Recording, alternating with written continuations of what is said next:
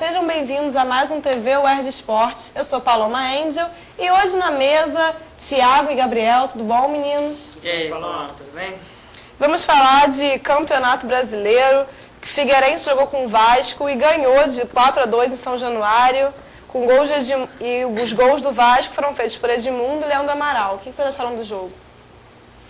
O jogo, acho que o resultado já mostra O placar mostra, sendo que a gente pode salientar que o Figueirense fez 4-0 em São Januário. e o Vasco fez 2 gols. E o Figueirense chegou a 32 pontos, o Figueirense tinha 29 pontos. Ou seja, o Figueirense não está brigando pelo título e também não briga pela Libertadores. O Figueirense briga contra o Vasco e vai ao estádio do Vasco e faz 4 gols de vantagem lá. Depois o Vasco até reduziu a desvantagem, mas o Vasco... Falando em briga ainda, quase que brigaram realmente com o Roberto Dinamite, tentaram agredir o Roberto Dinamite na saída da tribuna para o vestiário do Vasco. O que é uma tremenda injustiça, né? Uma Isso tremenda injustiça. Eu acho que tinham... Sim, não sou a favor da violência contra ninguém, mas se o torcedor tivesse que arrumar alguém para botar a culpa, não seria no Roberto Dinamite. Que é engraçado também que na época do Eurico não existia protesto contra o Eurico. Agora que o presidente é outro, existem vários protestos contra o Roberto Dinamite. A torcida grita o nome do Eurico no estádio e... Isso é estranho, né? No mínimo estranho. Até porque a própria torcida votou para o Roberto Dinamite ser o presidente. Os sócios votaram para o Roberto Dinamite ser o presidente e agora... Não, eu digo no estranho porque até que ponto o Eurico também não está ligado nesse... Não, então, exatamente isso que eu estou falando. Se a própria torcida escolheu o Roberto Dinamite, todo vascaíno que você encontra quer o Roberto Dinamite, essas críticas são no mínimo esquisitas durante o jogo. Não sei se tem alguém por trás disso. Acho que não, tem só. O Eurico Miranda é um sujeito ruim, nunca faria isso. Faria uma coisa.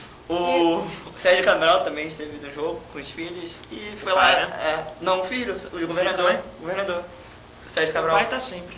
Com os 3 filhos do Sérgio Cabral, o governador. Teve lá, saiu antes de acabar o jogo, porque o Vasco estava tomando uma senhora porrada do Figueirense. E é isso.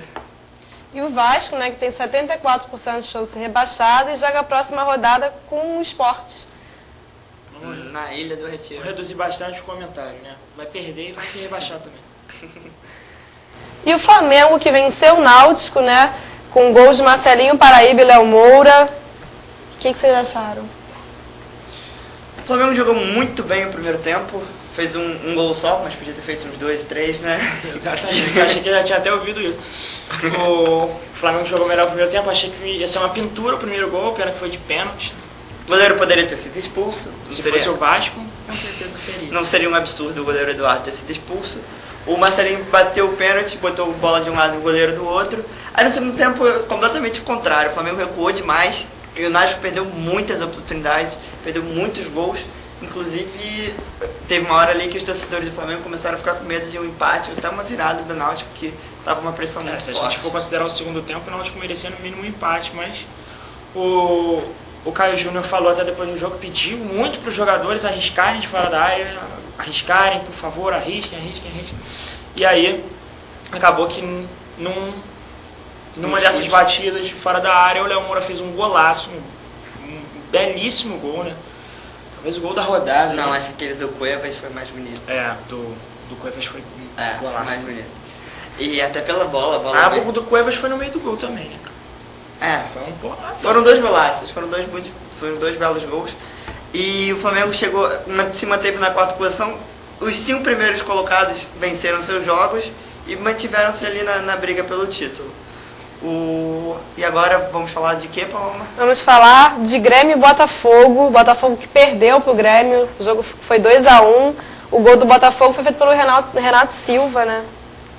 E o garoto Douglas entrou e empatou logo depois do Renato Silva pro Grêmio. Aí no segundo tempo, num cruzamento, o Hever fez 2-1. O Grêmio que continua aquele joguinho de parar a jogada. Eu achei que o Grêmio fosse até perder pro Botafogo, porque depois daquele Grenal, eu achei que o clima lá no Rio Grande do Sul fosse ficar tenso. Conseguiu ganhar, vencer o jogo. Aliás, você viu aquela cena de amor entre o Carlos Alberto e o Hever? Não vi, cara, não vi esse jogo. Depois você procura na internet a cena de amor. Caso de amor. Foi engraçado. Não cabe comentar agora. Então, o que ele estava falando? Eu perdi. A gente tava falando do Grêmio e do Botafogo. O Botafogo tá fora de qualquer briga, eu acho. Não, o Sul-Americano tá Sim, não. Sul-Americano não é briga. Sul-Americano é consolação. O Santos que entrou na Sul-Americana pela primeira vez. O Santos tá numa crescente boa e tomou uma goleada do Goiás e depois ganhou de novo. Eu não tô entendendo nada desse Campeonato Brasileiro. O time toma uma Mas eu goleada, tô falando mas que ele ganha. o Flamengo tem tanta chance de ser campeão quanto o Palmeiras. Esse campeonato é muito maluco. Bom, agora falando de Fluminense, René Simões está comandando o tricolor agora. E Fluminense tem 76% de chance de rebaixamento. Né? Olha que beleza, hein? E apesar de estar na frente do Vasco, tá aí mais chance de rebaixamento do Vasco. Impressionante. O Fluminense aí vai ter que lutar contra os adversários, contra o Ipatinga, contra a Portuguesa, contra o Atlético Paranaense, Náutico, Figueirense, Vasco e contra a Matemática também. Né? O Fluminense que tem tudo pra, se vencer do Atlético, sai da zona de rebaixamento na próxima rodada, porque Ipatinga e Se vencer, né? Mas o problema é que não tem tudo pra vencer. Ipatinga e Portuguesa enfrentam Cruzeiro e Palmeiras, respectivamente, e devem perder, né? É. Apesar da Portuguesa melhorou um pouquinho depois que entrou o Atirson, o Felipe Gabriel. Deu uma mas perdeu essa semana, né? Mas eu acho o seguinte, o Cuca tava na época que tava no Fluminense, tava calculando 45 pontos pra sair da zona de rebaixamento. Eu acho que 35 sai. Porque todo mundo tá perdendo toda a rodada. Só os da parte de cima da tabela pontuam. Há um hiato aqui, um abismo na tabela, entendeu? Do Sport pro Internacional, 3 pontos. Não, do Sport não. Do Sport pro Atlético Mineiro, 5 pontos.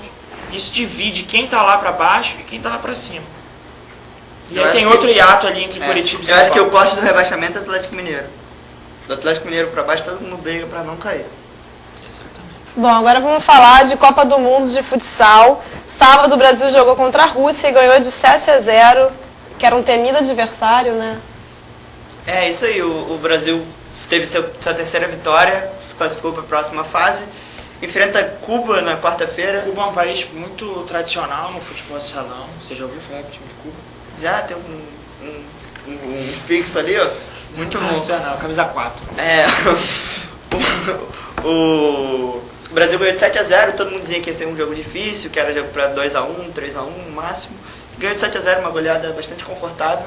E Rússia, que hoje deu um sapeca nas Ilhas Salomão, maior goleada da história das Copas do Mundo, 31-2. Superou a do Brasil na Guatemala, que tinha sido 29-2 em 2000. Bom, agora que já podemos começar a fazer as nossas considerações finais. Chamar a atenção para a próxima rodada do Campeonato Brasileiro. O Flamengo vai enfrentar o Atlético Mineiro no Maracanã, vai começar sua série de jogos. Sem Fábio Luciano, né? E sem Fábio Luciano, Juan e Fierro convocados para a seleção brasileira e chilena.